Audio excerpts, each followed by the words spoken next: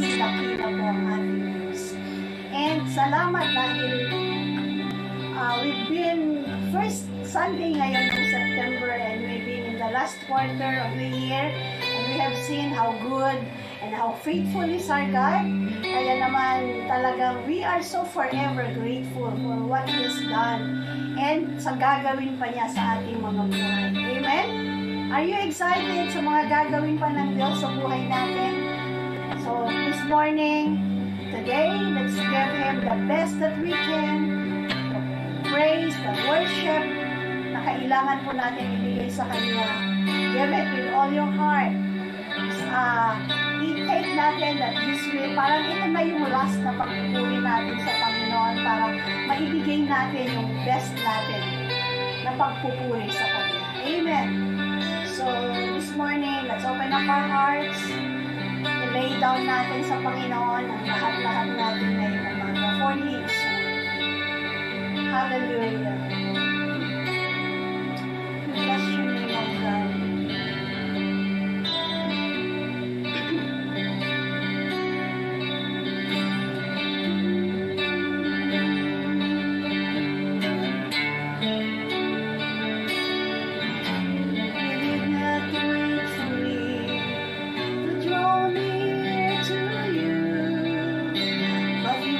Yourself with frail humanity.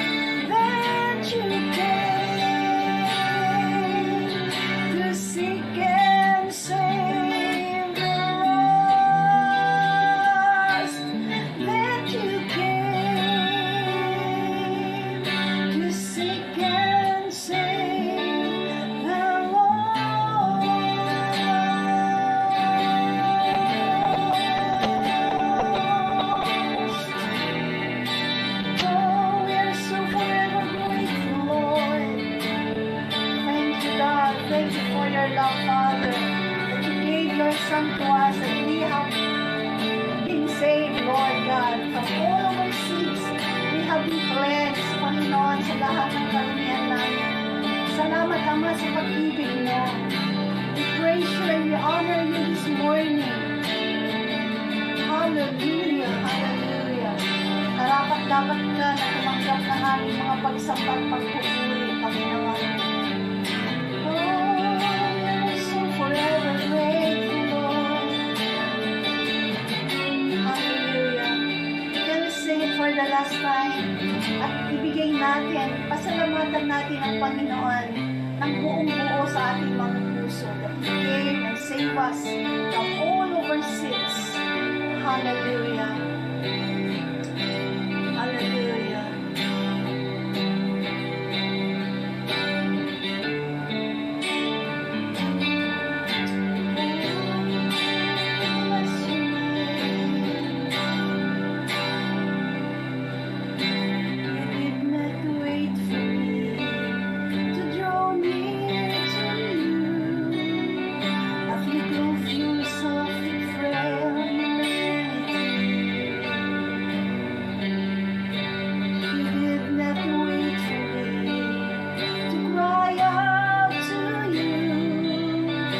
You let me hear your voice calling me, and I'm forever grateful to you. I'm forever grateful for the cross. I'm forever grateful to you.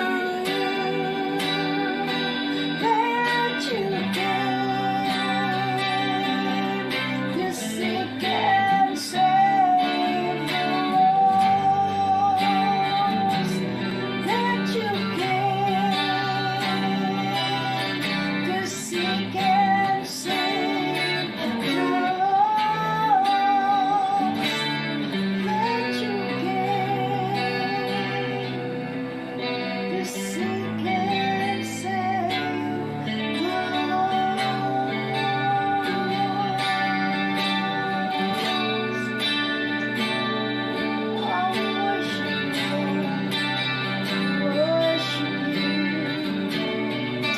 Hallelujah, hallelujah.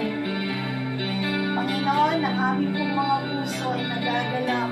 Ang aming pong mga puso ay punong-puno ng pasasalamat sa ginawa mo sa amin. Hindi, kung wala ka po sa aming mga buhay, wala rin po kami. Kaya nga sa umaga ito, receive all our praises, receive all our thanksgiving, for you are worthy, God, to receive all these things. In Jesus' name we pray. Amen and amen. Let's celebrate God's goodness. Hallelujah. God is good and He lives forever. Amen. Amen.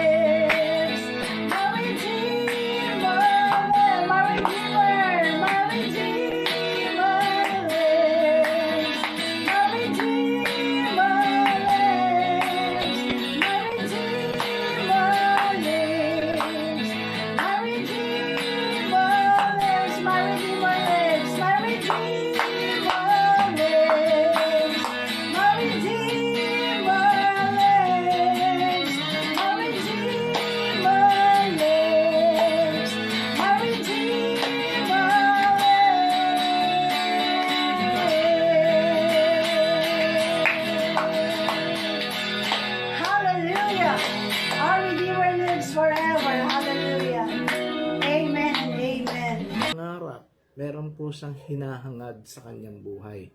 At walang iba kung hindi ito ay siya ay makaranas ng kagalingan so that he would have the opportunity to be able to see the world. Kaya po dumating ang pagkakataon sa kanya. Ang sabi po rito ng ating Panginoong Jesus, habang siya po ay naglalakad papunta o papasok ng Jericho, ay napakarami mga tao ang sumusunod sa kanya. Alam niyo po, during that time, talagang masyadong celebrity ang dating ng kahit saan man pumunta ang Panginoon, somehow nandun yung kanyang pagiging star complex, no? Yung talagang ang tingin ng mga tao sa kanya kakaiba. That is why he was being followed by a lot of people. Actually, ay hindi lamang po dahil sa kagustuhan nila na makapakinig, but many other people are following Jesus Christ during that time sapagkat meron din sila mga pangailangan. In fact, sabi nga po maring yung pong iba na walang pagkain sa bahay dahil alam nila na si Jesus ay nagpapakain ng maraming mga tao, sumusunod sa kanya, no? For that purpose of being fed by the Lord Jesus Christ. But ang iba naman po, perhaps meron din sila mga karamdaman, so nais lang makatanggap din ng kagalingan, no, mula sa Panginoon. Pero kakaiba po ang katangian nitong si Bartimeo sapagkat hindi katulad ng iba na sila ay sumasama lang, sumusunod, but Bartimeo was able to get the attention. No, nakuha niya po ang pansin, nakuha niya ang atensyon ng ating Panginoon nung kanyang mabalitaan, nung kanyang marinig na si Jesus na taga Nazareth ay dadaan sa lugar na kung saan siya ay naroroon. So what an opportunity! Napakagandang pagkakataon para kay Bartimeo na kanyang kunin yung pagkakataon na ito to be able to have an encounter with the Lord Jesus Christ. So makikita po natin na nung dumaan po ang Panginoon doon po sa ating binasa, di ba? Dahil napakaraming tao, the disciples were trying to prevent him, no? Siguro iniisip ng mga disciples baka itong si Bartimeo maging mapahamak pa, no? Maging biktima ng stampede, maapakan, siya ay masaktan, no? Perhaps, no? In good faith, maring ito po yung kanilang dahilan kung bakit pinipigilan nila si Bartimeo. But Bartimeus wanted it so badly. No, talagang gustong-gusto niya na magkaroon ng encounter or ng chance or personal encounter sa Panginoon. That Bartimeus didn't let people to take him out of his miracle. No, alam niyang kailangan niya, kaya nga po sa Tagalog hindi po nagpapigil si Bartimeo. Bagamat siya po ay pinipigilan, ang sabi po sa kanya, manahimik ka, no? But then, ano po ang naging response ni Bartimeo? Habang siya ay pinapatahimik, lalo naman po siyang sumisigaw. Lalo niyang sinisigaw sa Panginoon na, Jesus, anak ni David, mahabag po kayo sa akin. So makikita po natin mga kapatid mula po sa kasaysayang ito ni Bartimeo, perhaps tayo po sa panahon natin we're not that physically disabled like Bartimeus, but somehow lahat po tayo ay mayroong mga desires, meron po tayo mga hinahangad sa ating mga puso o yung mga desires sa pangarap na inilagay ng Diyos sa ating mga puso at alam natin na ito ay ninanais ng Diyos na maganap sa ating mga buhay. But most of the time, along the way, marami tayong na-encounter na mga insidente o circumstansya ng buhay natin na kuminsan ang tingin natin ay nagiging hadlang upang hindi maganap ang plano ng Diyos sa ating mga buhay. In fact, sometimes people, no, ang mga tao po ay siyang nagiging kasangkapan upang mahadlangan kung ano yung mga yung katuparan ng ating mga hangarin sa ating mga buhay. But mga kapatid, I would like to challenge you tonight. Katulad po ni Bartimeo, No? Sa panahon na tayo pa ay may mga pangarap sa buhay, sa mga panahon na meron tayong hinahangad sa ating mga buhay, let us not allow, wag po nating hayaan na ang mga oposisyon, wag nating hayaan na ang mga circumstansya or even people around us would prevent us from getting, no? Nahahad lang upang hindi natin matanggap yung himala, upang hindi natin matanggap yung mga bagay na dapat na matupad sa ating mga buhay. Let us be like this person. Let us be like Bartimaeus, na habang siya po ay pinipigilan, habang siya po ay hinahadlangan, hallelujah, sabi po ni Bartimaeus, Jesus, anak ni David, mahabag ka sa akin. Sa mga kapatid po, ang katotohanan nito teaches us, no? Tinuturuan po tayo nito na tayo po ay maging porsigido. Tinuturuan po tayo na maging persistent sa pagganap natin ng mga bagay na alam natin kalooban ng Diyos sa ating mga buhay. I'm sure, sabi nga po sa John chapter 10 verse 10, di ba? That the devil have come to steal, to kill, and to destroy. But sabi ng Panginoon, I have come to give you life. And life that is abundant, mga kapatid, non-negotiable na po given na po ito na si Lord may magandang pangarap sa buhay mo. Hello, kayo po na mga nasa Taiwan, kayo po na mga nandito sa Pilipinas, tandaan po natin mga kapatid na si Lord meron ng magandang plano sa buhay natin. No? At wag nating hayaan na ang kawalan ng pananampalataya, wag nating hayaan na ang mga impluwensya ng mundo sa ating kapaligiran would hinder us from receiving what God had planned sa ating mga buhay. Meron pong mga oppositions, may mga kokontra, may mga hahadlang. Pero mga kapatid, katulad po ni Bartimeo, pagsikapan natin, lalo tayong maging determinado, lalo nating i-utilize yung ating mga pananampalataya in asking God, Lord, Jesus, anak ni David, mahabag ka sa akin. So mga kapatid, ang isang matagumpay ng Kristiyano ay hindi agad-agad o hindi basta-basta nalulupig ng mga circumstansya ng ating buhay. So if you believe, kung naniniwala ka na ang Diyos may plano sa iyo, ang Diyos ay mayroong magandang layunin para sa iyo, huwag kang tumigil. Push pa more. Amen po ba? No? Sabi nga, push daw stands for pray until something happens. And it would also be good for us, mga kapatid, na medyo magkaroon din tayo ng time to reflect on ourselves. Na kung si Lord ay may plano sa buhay natin. Alam naman natin, sabi sa Bible, ang plano ito ay maganda. Ang plano ito ay mabuti para sa ating kapakanan.